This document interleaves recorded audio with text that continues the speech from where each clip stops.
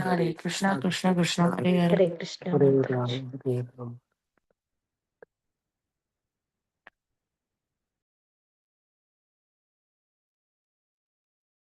Hare Krishna, good morning. Thanks for the beautiful chanting. We'll continue reading on this beautiful book, The Nectarean Ocean of the Holy Name by His Holiness Sacinandana Swami. So we are on the 6th chapter, Tips to Improve One's Chanting. And we are on this section titled as Chanting Should Be Accompanied by Regulative Principles. So I'll start reading this one.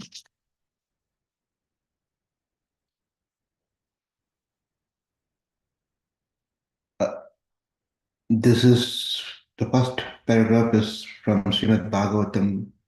I'll read this one. For a few months, the sons of Prajapati, Daksha, drank only water and ate only air, thus undergoing great austerities. They recited this mantra: Let us offer our respectful obeisances unto Narayana, the Supreme Personality of Godhead, who is always situated in his transcendental abode. Since he is the Supreme Person, Paramahamsa, let us offer our respectful obeisances unto him. Now, Maharaj writes, these verses may provide the impression that the chanting of the Mahamantra or other Vedic mantras has to be accompanied by severe austerities. However, in Kali-yuga, it is impossible to perform the above-mentioned types of austerities. People cannot subsist. People cannot subsist merely on drinking, merely on drinking water and eating air for many months. Sustain. Such a process cannot be imitated, but at least one has to follow a certain form of renunciation in order to chant successfully. At least the 4 regulative principles of Krishna consciousness should be followed. No illicit sex, no meat eating, no intoxication, and no gambling. Everyone can practice this tapasya, austerity, quite easily. Then the chanting of Hare Krishna will become successful without delay. Next paragraph. Why these restrictions, which exist since ancient times, is a question. As we will see, there is a very interesting correlation between following these 4 principles and 4 principles of dharma or religion. These 4 principles are self-evident. If we can rest our lives upon them, they will elevate us enormously. If we violate them, there will be degrading reaction. Number 1, daya. So there's a correlation between the 4 principles, that regulative principles, with the other things that mentioned in Srimad Bhagavatam actually. First one is daya, compassion. It is destroyed by killing or meat eating. Number 2, tapaha, restraint or austerity, or destroyed by intoxication. 3, satyam, truthfulness, is destroyed by lying and gambling. And number 4, saucham, cleanliness, both external and internal, is destroyed by illicit sexual relationships.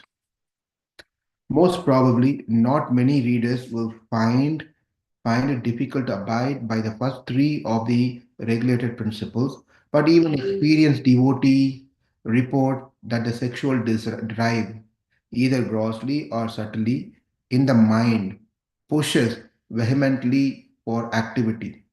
At the same time, everyone knows that there is no lasting fulfillment possible. This push can be compared with the itching sensation which demands scratching. Although there is temporary relief, the itching sensation will soon return with redoubled strength until blood will flow. What to do? The scriptures very clearly state that the conditioned soul may be restricted from sense enjoyment. But if there is no higher taste, it will remain addicted to those pleasures. If, however, one experiences a higher taste, he or she can easily forsake the lower taste. All material pleasures, including the sex pleasure, are not supplying what the soul looks for. Material pleasures have a beginning and an end and are ultimately sources of misery. However, this can only be clearly understood by someone who has tasted the ecstasy of Krishna consciousness. The holy name, when chanted seriously and without offenses, can quickly bring us there, even for a beginner. Then to give up pleasures that are seen as insignificant is natural. One feels like one feels like Yamunacharya, who described his meditation on Krishna. So this is from Yamunacharya, who is a guru of Sripad Ramanujacharya. He says, since I have been engaged in the transcendental loving service of Krishna, realizing every new pleasure in him, whenever I think of sex pleasure, I spit at the thought, and my lips curl with distaste. Prabhupada has mentioned this also in this particular thing also in his purport in Bhagavad Gita. Okay, so let's pause here because this seems to be a different topic. And the next is going to be chanting in front of Tulasi. Let's see if there's any questions.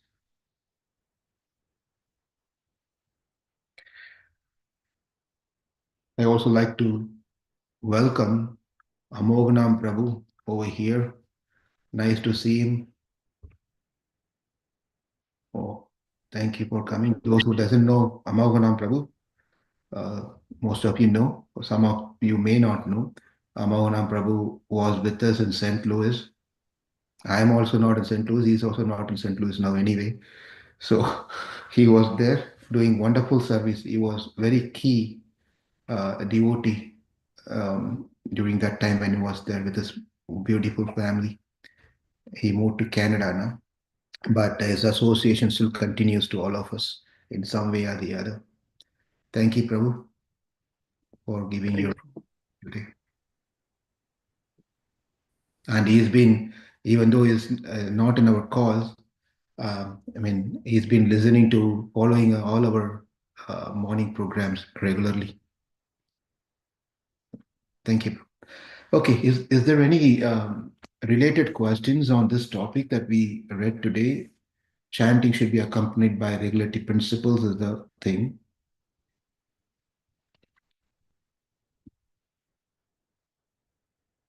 So most of you know what has been told here on Daya, Tapaha, Satyam, Sauchyam, but those are four items which relates to the four regulative principles.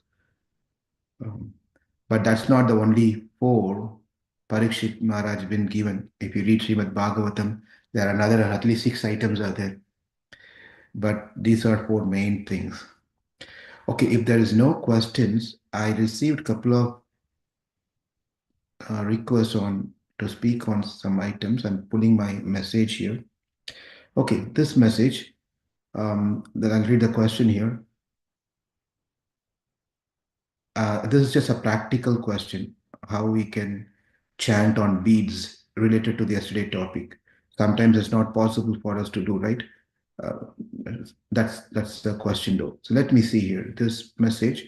Last time I gave beads and Bhagavad Gita to one of my friend in India. He said he has a counting device which he bought in ISKCON temple. First thing is ISKCON temple should stop doing this device business. So we don't need to answer this question. He does chanting on. He asked me difference. Honestly, okay, anyway. He also told a practical problem, which I face as well. If I am in the middle of round and I had to stop and take care of some work, when I come back, I don't know on the beats where I left the counting. Is it possible? Okay.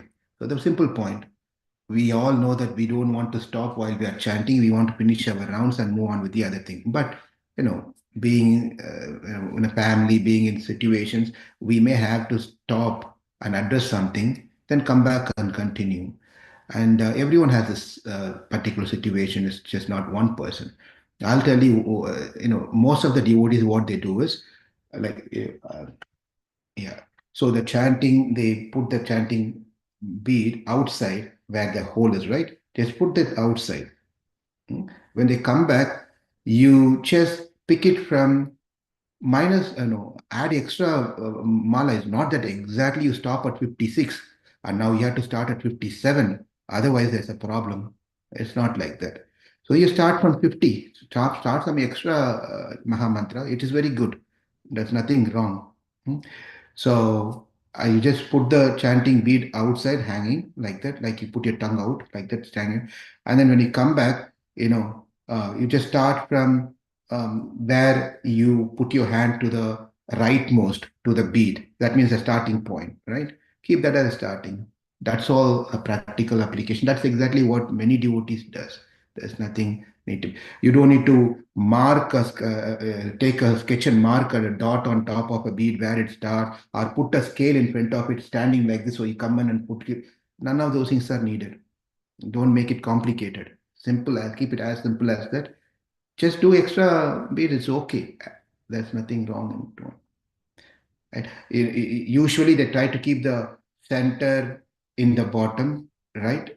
If your mala is like this, center, you start, but you start from this side, so you're standing extra round, so there's nothing going to be wrong on that one. Is it okay, Gopal Prabhu? Is he here in this call? Yeah. Yes, Prabhu. Yes, Prabhu. Yeah, definitely, Prabhu. Okay, that's good enough. So that should not stop us using beads, and as much as possible, avoid that counter thing. That's all. Because we've been told what to use, how to chant, and these are the things that we have to follow. Again, when we saw about what is nyaya, what is the right thing, one may tell, Prabhu, be practical. They may start arguing and telling, be practical. This is all not. Chanting is important, or how we chant the count, the number is important. One may come up with challenging questions like that. But we have been told, especially sometimes when you take initiation, I heard this specifically certain gurus ask their disciple to mention, or they ask this question, I will chant 16 rounds of mala using the beads. They specifically mentioned this. They have to mention this one. So we have to keep up our promise. Okay, that's one question. The next one is, um, okay, here's another question.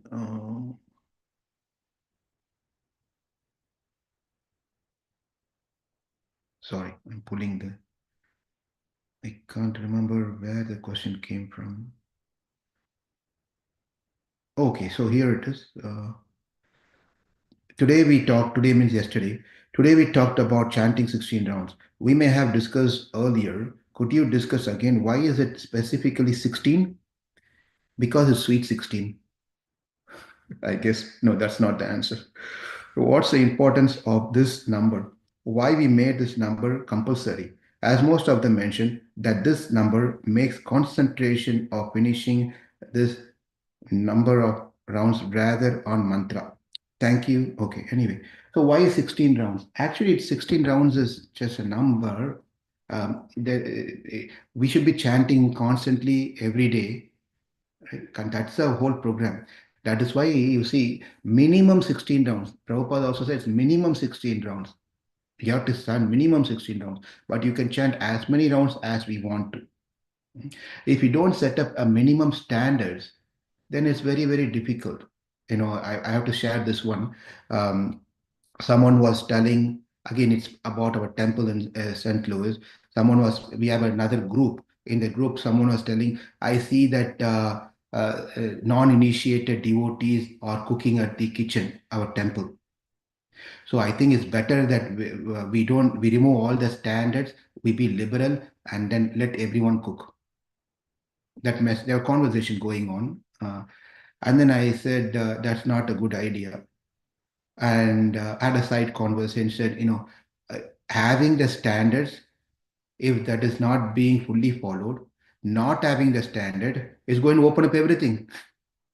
Even with the standards, one is not able to follow the thing, then if you don't have the standard, then nothing is going to happen, right? Therefore, Prabhupada said 16 rounds, at least we have to chant. You all know the story where when Prabhupada establishing the whole program for all of us, he actually wanted all of us to chant 64 rounds, like how his Guru Maharaj wanted to chant. In Gaudiya Math, 64 rounds. Bhakti Siddhanta said, if you're not chanting 64 rounds, then you're not a devotee. You're not considered at all. 64 rounds you are chanting, then who's going to go to work? Who's going to get everything, right? It's difficult. But devotees, and I'm talking like this from our standard, but since devotees are chanting 64 rounds, right? But Prabhupada said when devotees asked for 64 rounds is very difficult, Prabhupada. Then Prabhupada said, okay, chant 32 rounds. And then we are very good, right? 32 rounds also difficult, Prabhupada. And Prabhupada said, okay, 16 rounds, no less. That's how 16 rounds came. And then one may start adding what is 16, where is it is said in the scripture, and all those things would have been, you might find many, many articles or responses to it. Those all came later. But simple thing is, Prabhupada wanted us to chant more rounds, but then he compromised and said 16 rounds because Prabhupada is merciful. He knows at least let's make some number for this person, otherwise he will not chant at all. He will just chant nothing, right? So that's the reason has been mentioned why, that's why we have to chant 16 rounds. Okay, let's see. Oh, it's 5:32. We can stop. Okay, Rachna, Hare Krishna. You have a question? We can take one question. Hare Krishna, Prabhuji, Dandavat Pranam. Prabhuji, in this context, why 108 per mala? So what's the reason for that?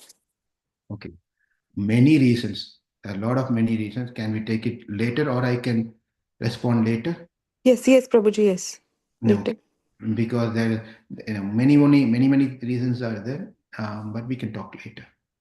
I can, or otherwise, if time permits, I can send a response later. Okay, thank you so much. Yes. Thank you. Thank you. Amaguna Prabhu, you want to say anything? Yeah. Thank you, Prabhu. Thank you. So thank you all very much. Hare Krishna. Let's meet again tomorrow at 5 a.m. Central Time. Have a wonderful day in Krishna consciousness.